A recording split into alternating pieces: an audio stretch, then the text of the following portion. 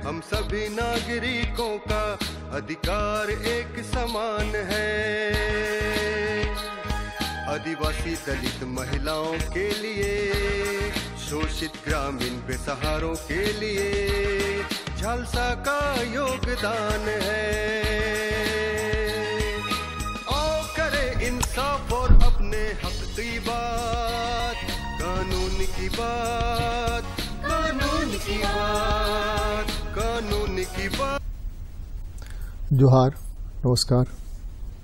कानून की बात में आज हम फिर बात करेंगे डायन प्रथा के बारे में। ये डायन प्रथा झारखंड की सिर्फ छवि नहीं धूमिल कर रही है, आपसी रिश्तों को भी बिगाड़ रही है और पूरा का पूरा समाज कहीं न कहीं नकारात्मक रूप से अलग दिशा में बढ़ रहा है। आज जब हम चांद पर पहुंच गए हैं, आज जबकि सारी बीमारियों का इलाज है, वैसी स्थिति में बिना इलाज कराए किसी बात को लेकर के कि हमारे घर में कोई बच्चा बीमार हो गया, बीमारी से उसकी मृत्यु हो गई, तो कोई हमारा निकट संबंधी जो है, जो कमजोर है, विधवा है या मजबूत है, उस पर हमला कर देना। अभी हाल में घटना घटी जिसमें एक महिला ने अपने भसुर और गोतनी का कत्ल कर दिया और चली गई थाने टांगी उठा करके कि हाँ हमने कत्ल किया है, इसलिए कि वो लोग डायन ओझा कर रहे थे। हम अगर चीजों को नहीं समझने की कोशिश करेंगे तो रिश्तों में जो दरार आ रही है वो दरार तो आएगी ही, एक बेहतर सभ्य समाज हम नहीं बना सकेंगे। इसलिए जरूरी है कि डायन विरोधी कानून जो है इसको हम समझने की कोशिश करें और इस अंधविश्वास से मुक्त हों। कानून की बात में इस मुद्दे पर बात करने के लिए हमारे साथ है झारखंड हाई कोर्ट में झारखंड सरकार की एडवोकेट दर्शना पोद्दार मिश्रा जी। स्वागत है आपका। नमस्कार सर, थैंक यू। एक तो मैं ये जानना चाहता हूं कि डायन प्रथा जो है वो एक लंबे समय से यहाँ पर चली आ रही है और ये दिखती एक सोसाइटी में है सब सोसाइटी में कमोबेश। इसका कारण क्या है? आपने जैसा अभी बताया जी कि हाल में एक महिला ने अपने भैंसुर और उनकी पत्नी का रात में तांगी से कत्ल कर दिया। उनकी बेटी की तबीयत खराब थी और उसे बताया गया था ओझा मुनि के द्वारा कि वो लोग उसके जिम्मेदार हैं। तो मेरे ख्याल से जो मेन कारण हो सकता है इस प्रथा के लिए वो ये है कि चिकित्सा हमारे गांव में नहीं है। चिकित्सा का दो पहलू है, एक तो एडिक्वेट फैसिलिटीज नहीं है कि बहुत सारे केंद्र हों जहां कोई बच्चा बीमार हो या कोई भी बीमार हो तो उसको ले जाया जा सके, उसका इलाज कराया जा सके। दूसरा है कि गांव और जो प्राइमरी हेल्थ सेंटर है या जो सबसे पहला अप्रोचेबल जो जगह है वो इतना दूर है और पब्लिक ट्रांसपोर्ट नहीं है, तो वो गांव वाले अगर चाहते भी हैं अपने बच्चे को, अपने परिजन को मेडिकल फैसिलिटी के पास ले जाना, कोई डॉक्टर के पास दिखाना, तो वो उनके लिए पॉसिबल ही नहीं हो पाता है क्योंकि दूरी इतनी है और पब्लिक ट्रांसपोर्ट की कमी है। दूसरा, अगर वो वहां से हमारे इतना अंधविश्वास है उनको ओझा लोग पर कि वो लोग सोचते हैं कि क्यों डॉक्टर के पास जाएं, हम लोग इस बच्चे का इलाज वही लोग कर देंगे जो वहाँ के जो झोला छाप डॉक्टर हैं या क्वैक्स हैं या ओझा लोग हैं, वही लोग कर देंगे इलाज, कुछ लेप वगैरह लगा देंगे, उससे ठीक हो जाएगा। तो जड़ तो सर मेरे हिसाब से ये है कि चूंकि चिकित्सा अवेलेबल नहीं है और जागरूकता नहीं है कि चिकित्सा से हमारे डॉक्टर्स के द्वारा बच्चे को ट्रीट किया जा सकता है या किसी को भी ट्रीट किया जा सकता है, तो वो लोग इस पे आ जाते हैं कि, और ये अंधविश्वास तो है ही कि अगर कोई ये लोग जैसे ओझा मुनि के पास गए, उन्होंने इलाज तो जो किया उससे वो नाकाम रहे तो वो डाल देते हैं किसी महिला पर कि उस पर आरोप डाल देते हैं कि उसने नजर लगा दिया, उसने जादू टोना कर दिया, इसलिए आपका बच्चा नहीं रहा या उसकी तबीयत ज्यादा खराब हो गई। तो ये सोच को बदलना है हम लोगों को। एक तो जो सोसाइटी हमारी बनी, सोसाइटी में जो पूर्वज लोग थे उन लोगों ने अपने इलाज की विधियां खोजी, जिसमें मूल रूप से आयुर्वेद था, फिजियोथेरेपी थी, अलग अलग तरह से कि जिनसे ट्रीटमेंट होगा। वह एक सचमुच में ट्रीटमेंट था। बाद के दिनों में सभ्य समाज बना तो मेडिकल साइंस आया, मेडिकल साइंस तरक्की करता चला गया और तरह तरह की चीजें आई।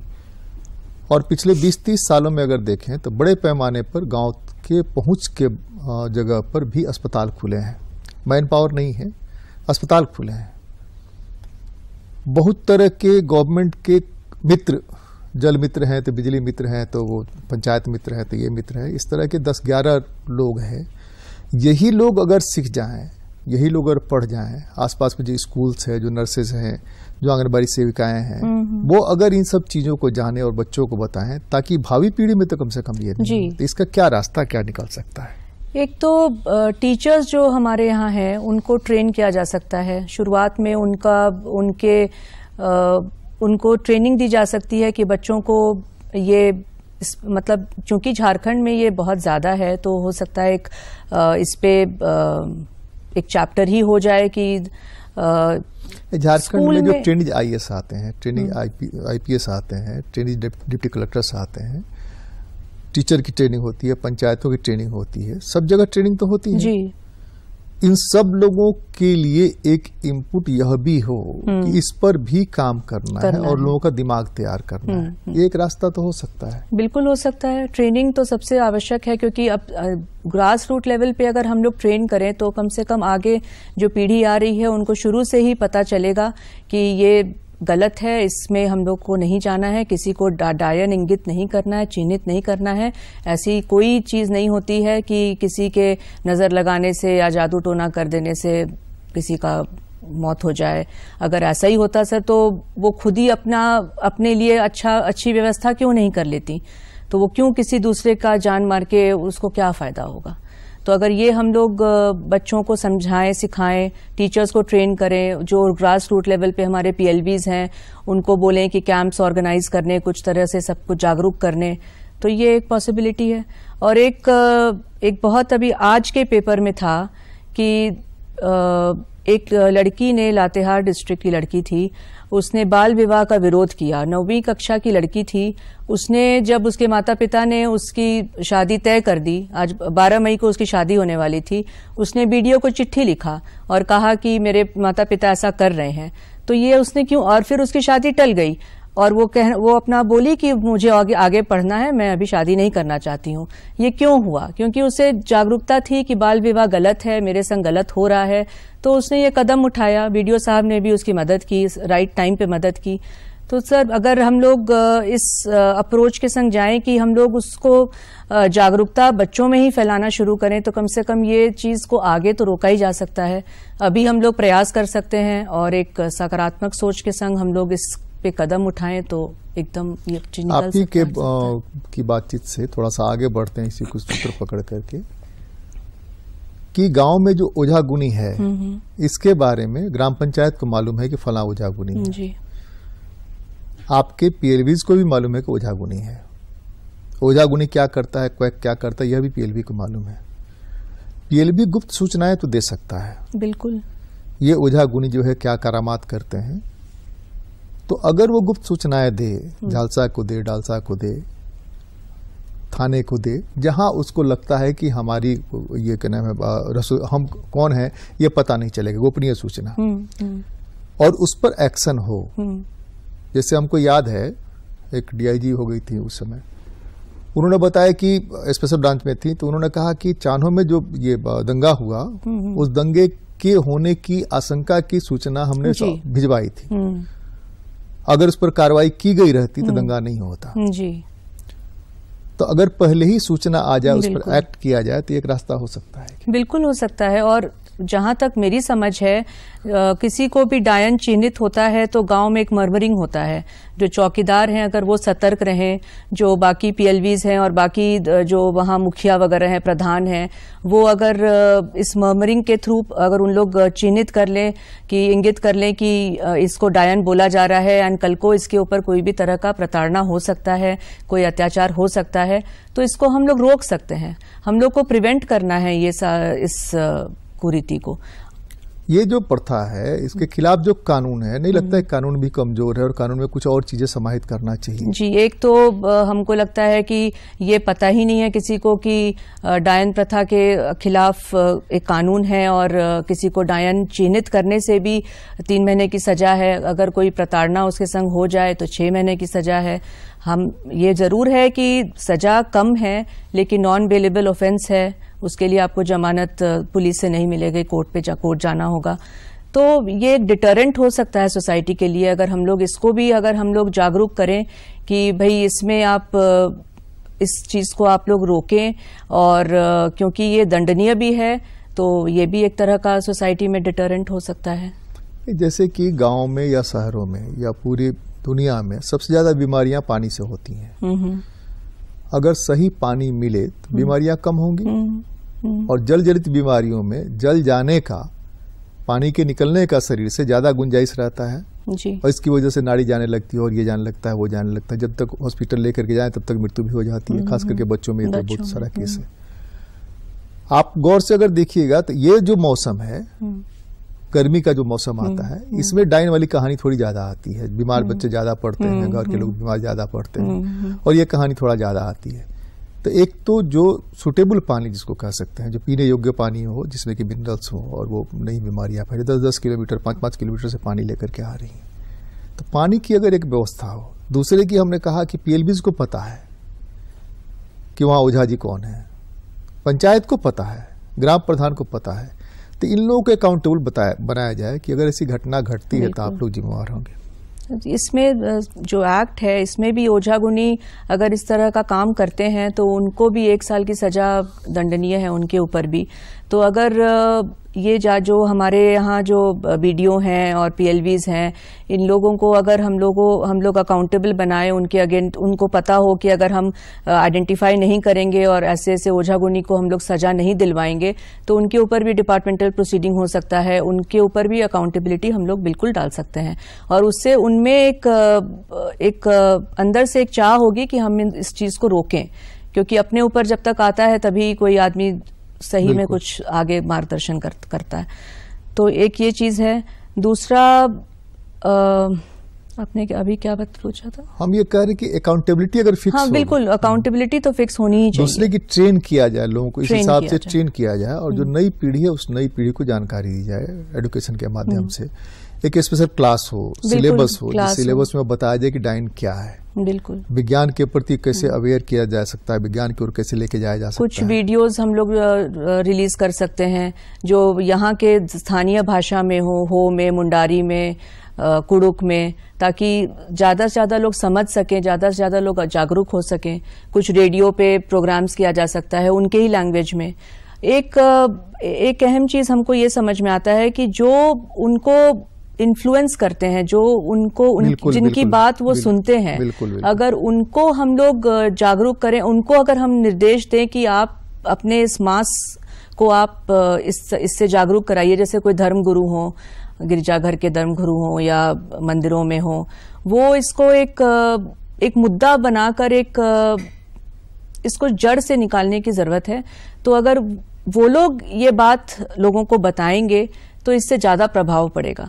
जैसे अभी वैक्सीनेशन का बात आया था, तो शुरू में किसी ने नहीं लगवाया, जो जाते थे उनको भगा दिया जाता था और कोई उस पे नहीं उसके लिए इंटरेस्टेड थे। लेकिन अब काफी लोग लगवा रहे हैं, तो एक से दूसरे को तीसरे, इस तरह से अगर ये फैलेगा, जागरूकता फैलेगी तो बिल्कुल हटेगा ये जड़ से। नहीं, हमारे यहाँ जो लोग स्टॉक होल्डर हैं इस मामले में, स्टॉक होल्डर गवर्नमेंट है, सबसे बड़ी एजेंसी है। गवर्नमेंट के जो एडमिनिस्ट्रेटिव के जो सिस्टम्स हैं, जो पायदान हैं, उसके जो अधिकारी कर्मचारी बैठे हुए वो हैं। उसके साथ ही साथ चूंकि झालसा डालसा नालसा की तरफ से ये प्रोग्राम चल रहा है अवेयर करने का, उनके भी जो कारकुन हैं, उनके जो कारिंदे हैं, उनके जो सहयोगी हैं, वो लोग, और जो आपने धर्म गुरुओं की बात कही, इसलिए कि उनकी ही ज्यादा सुनी जाती है जी। इसीलिए हमने ग्राम प्रधान, बार ग्राम प्रधान पर जोर दिया और ग्राम पंचायत पर जोर दिया कि जैसे उनको लगेगा कि मुखिया जी पर कार्रवाई हो सकती है, वहां के वार्ड पार्षद पर कार्रवाई हो सकती है और ग्राम प्रधान पर कार्रवाई हो सकती है, तब ओझा गुनी धीरे धीरे कम होने शुरू हो जाएंगे और लोग बताने शुरू करेंगे कि ये ओझा और गुनी है। उसी के साथ साथ ब्रेन वॉश करना इस मामले में कि लोगों को यह बताया जाए कि सचमुच में डाइन क्या है और विज्ञान क्या है, बीमारी क्या है। अगर उस बच्चे की मृत्यु तो तय है, हर जन्मने वाले को मरना पड़ता है। उन बड़े घरों में जहाँ की तमाम तरह की सुविधाएं होती हैं, वहां भी बच्चों की मृत्यु होती है, बिल्कुल वो तो होती ही है। लेकिन इस बीच में उसका मेडिकल ट्रीटमेंट जो गवर्नमेंट ने जिम्मेदारी उठाई और हर जगह अस्पताल बनाया, वहां कोई तो रहे जिसको नॉक किया जा सके। बिल्कुल, ये बहुत ज़रूरी है। प्लस मेरे हिसाब से वो एक जो पब्लिक ट्रांसपोर्ट की जो असुविधा है कि कोई भी बीमार पड़ता है तो उनके पास 108 तो है। अभी तो 1-2 साल में जो देख रहे हैं कोविड के समय में 108 तो कहीं भी फोन घुमाइए वो पहुंच जाता है 108। हाँ, पर एम्बुलेंस की जो सुविधा है। अब गांव सुदूर गांव की हम बहुत स्थिति नहीं बता सकते हैं, लेकिन शहरों में जो हम देख रहे हैं या जहां संथाल परगना के इलाके में जाना रहता है वहां देखते हैं तो वहां 108 घुमाए और एम्बुलेंस पहुंचा, आधे घंटे के अंदर हाजिर है। हाँ, बट गांव तक पहुंच है कि नहीं। और ये जो प्रथा है और ये जो अंधविश्वास है ये ज्यादा गांव में ज्यादा देखी जाती है, शहरों में कम है। कुछ अवेयरनेस है, कुछ पढ़े लिखे लोग हैं, शिक्षा बहुत जरूरी है, जैसे आपने कहा कि ट्रेन करना होगा। तो कम से कम जो आगे की पीढ़ी है उनको जागरूकता रहेगी तो वो इसको रोक सकेंगे। जैसे बच्चे भी हैं वो भी अपने बड़ों को बता सकते हैं कि हमने ऐसा आज स्कूल में सीखा और इस पे आप लोग विश्वास मत कीजिए, ऐसी कोई प्रथा नहीं, ऐसा कोई डायन वाला चीज नहीं होता है, कोई इस तरह से। नहीं, बच्चे तो सबसे बड़े गुरु हो सकते हैं। जी बिल्कुल, बच्चों को गुरु बनाया जा सकता है शिक्षकों के माध्यम से। बच्चों को गुरु बनाया जा सकता है फिल्मों के माध्यम से। फिल्में सबसे ज्यादा, डॉक्यूमेंट्रीज बहुत ज्यादा प्रभावित करती हैं, खासकर कहानियों वाली फिल्में जो है वो बहुत ज्यादा प्रभावित करती हैं। लेकिन हम तमाम लोग वो डायन वाला जो सिनेमा होता है वो देखने में बहुत रुचि रखते हैं, और वो जो देखने में रुचि रखते हैं तो दिमाग में घुसता है। बहुत पढ़े लिखे लोग जब उस डायन प्रथा से और चुड़ैल से निजात नहीं पाते हैं तो लोगों को लगता है सामान्य जो पढ़ा लिखा आदमी है कि ये तो फैक्ट है। एक तो इस तरह की चीजों में, इस तरह की चीजें जो बन रही हैं वो लोगों तक जाने से कैसी रोकी जाए। यहाँ अभिव्यक्ति की स्वतंत्रता का अधिकार हो जाएगा, लेकिन अभिव्यक्ति का मतलब क्या है? उल जरूर कुछ भी आप दे दें जिससे कि समाज को आप पीछे ले जाएं और पीछे ले जाएं और पीछे ले जाएं। दूसरे ये कि हमारे पास इन सब चीजों से टकराए बगैर, क्योंकि हमेशा होता है कि रास्ते में अवरोध बहुत सारे आते हैं जब अपना रास्ता बनाने चलिएगा तो जो हम अपना रास्ता बना के निकलने का गुंजाइश है वो हमने कहा एक ट्रेनिंग एक बेहतर सिस्टम है, सिलेबस एक बेहतर सिस्टम है। बिल्कुल, वो तो A to Z लोग अकाउंटेबल हों, जो पंचायत डीसी लेवल पे, डिस्ट्रिक्ट लेवल पे ये कमेटी बने, कमेटी लोगों को अकाउंटेबल बनाए और उससे मतलब समय समय पर उनसे फीडबैक ले। कुछ जगह को हॉटस्पॉट होते हैं हर गांव में, जहां तक जो मेरी समझ है कुछ लोगों को पहले से ही चिन्हित कर लिया जाता है कि ये डायन है। तो वो अगर महिला को कुछ आशंका हो कि हमको ऐसे चिन्हित किया जा रहा है तो वो सामने आए, वो बताए और इस तरह से रोका जा सकता है। दूसरा, एक बार एक डीसी साहब थे जिन्होंने एक पोस्ट कार्ड सिस्टम शुरू किया था कि आप गोपनीय तरीके से आप पोस्ट कार्ड पर लिख के बता दीजिए कि फलना आदमी को, फलना लेडी औरत को चिन्हित किया जा रहा है और डायन समझा जा रहा है, तो वो लोग तुरंत उस पर एक्शन लेंगे और इसको प्रिवेंट कर सकेंगे। इसको रोकना जरूरी है। अगर घटना हो ही जाएगी तो उसके बाद तो फिर तो एक न्यूज आइटम ही बन सकता है, लेकिन उसको हम लोग को रोकने का हर तरह का प्रयास करना चाहिए। तो एक कमेटी रहे जो अकाउंटेबल रहे, जो मॉनिटर करे, जो हॉटस्पॉट्स आइडेंटिफाई करे और उसको हर तरीके से रोकने का प्रयास करे। नुक्कड़ का हम लोग वो कर सकते हैं, नाटक करा सकते हैं जिसमें लोगों को समझाया जा सकता है। और धीरे धीरे जैसे जैसे लोग शिक्षित होंगे, पुरुष भी महिला भी, सबको शिक्षित होने की जरूरत है। क्योंकि जहां तक डायन तो चिन्हित कर दिया गया, लेकिन उसको मारता कौन है? ज्यादातर तो एक सैलाब सा लोगों का आता है, मॉब लिंचिंग की तरह उसके संग घटना होती है, घटना घट जाती है। तो उसमें पुरुष भी होते हैं, महिला भी होती है, हर तरह के लोग। कंपैरेटिवली पुरुष कम होते हैं, महिलाएं ज्यादा होती है कंपैरेटिवली। खास करके ट्राइबल विलेजेस में कंपैरेटिवली पुरुष कम होते हैं। दूसरी जगह पर पुरुष ही ज्यादा होते हैं, महिलाएं कम होती हैं। तो ये डिफरेंस है। तो ये हम कह रहे हैं कि आपने कहा कि डीजी साहब ने एक पोस्ट कार्ड का सिस्टम शुरू किया, नालसा ने शुरू किया। पोस्टमैन के माध्यम से आप उसके मोबाइल से आप सूचनाएं भेज सकते हैं, लेकिन उन सूचनाओं के गोपनीय रहने का बहुत गारंटी नहीं दिया सकता गोपनीय रहेगा ही या रहेगा। ठीक है ना? किसी ने सूचना दी और इस मामले में गांव एक हो जाता है, उस महिला के खिलाफ हो जाता है बगैर सोचे समझे। किसी न किसी की रिश्तेदार है, वो महिला है तो वहां पर किसी न किसी की रिश्तेदार, चाची है, नानी है, काकी है, मामी है, तरह तरह की चीज। तो वैसी स्थिति में जो आपका महकमा है वो महकमा जो पीएलवीज का है, और दूसरा ये कि पंचायत चुनाव ये एक्ट जो है उसके साथ साथ जो आपका ट्रेनिंग होता है उसमें अकाउंटेबिलिटी फिक्स हो।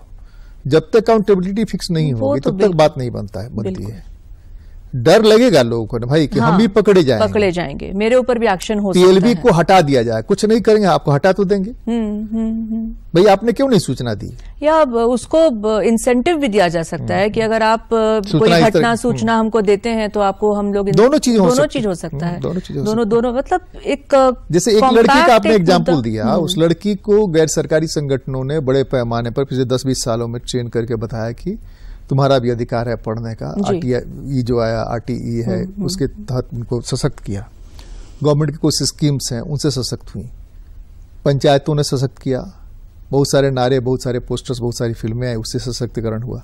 हम कर इस मामले में भी सशक्तिकरण अगर हो, सिर्फ कैसे स्ट्रेंथन किया जाए, वो लोग जो इसके खिलाफ है। भाई सर, सिलेबस एक जरूरी है कि सिलेबस में हो, तो उनके लैंग्वेज में हो। इसमें कानून सजा क्या देता है? इस तरह के लोग जो डायन करार देते हैं, उस भीड़ में शामिल होते हैं, उसको मारते पीटते, क्या सजा क्या है इसमें? एक हमारा 1999 में जब बिहार और झारखंड एक था तब एक एक्ट आया था। उसके बाद 2001 में झारखंड का भी अपना एक्ट आया था। उसमें सेक्शन 3 से 6 तक है, अलग अलग चीज के लिए अलग अलग दंड है। जैसे सेक्शन 3 बोलता है कि अगर किसी को आप चिन्हित करते हैं, इंगित करते हैं कि वो डायन है, तो आपके ऊपर सेक्शन 3 धारा 3 के अंदर आपको 3 महीने की सजा है और जुर्माना भी है। फिर अगर वो जो महिला है वो उसके ऊपर अगर कोई प्रताड़ना हो जाती है तो 6 महीने की सजा है। ये सब सजा कम जरूर है लेकिन सजा है। इसको भी हम लोगों को, पुलिस की अपनी नेटवर्किंग है, पुलिस अपने नेटवर्क से इन्फॉर्मेशन लेती है, तो उसको तो ये पता है कौन यहाँ पर उलझा है। वो भी अकाउंटेबल हो कि अगर आपके थाने में घटना घटती है इस परिसर में, तब आप जिम्मेवार होंगे। डायन प्रथा हम लोगों के सभ्य समाज के लिए एक कलंक है और इस कलंक को अकेले सरकार या अकेले सरकारी संस्थाएं दूर नहीं कर सकती हैं। सबको मिलजुल करके आगे बढ़ना पड़ेगा। इसलिए कि वो महिला जिसको कि आप समझाते हैं कि फला डायन है, वह भी फेरे में पड़ जाती है, उस पर भी 302 का मुकदमा लग जाता है और मामला उलझ जाता है। तो अपने ही परिवार के लोगों को, अपने ही समाज को इस तरह कलंकित करने का क्या मतलब है? इसलिए अगर कहीं मर्मरिंग होती है तो उसकी सूचना डीएलएसओ को दीजिए, थाने को दीजिए, जो आपको लगता है कि आपके बारे में गोपनीय रख सकता है, सूचना दीजिए और एक्शन होगा। बहुत बहुत धन्यवाद। नमस्कार।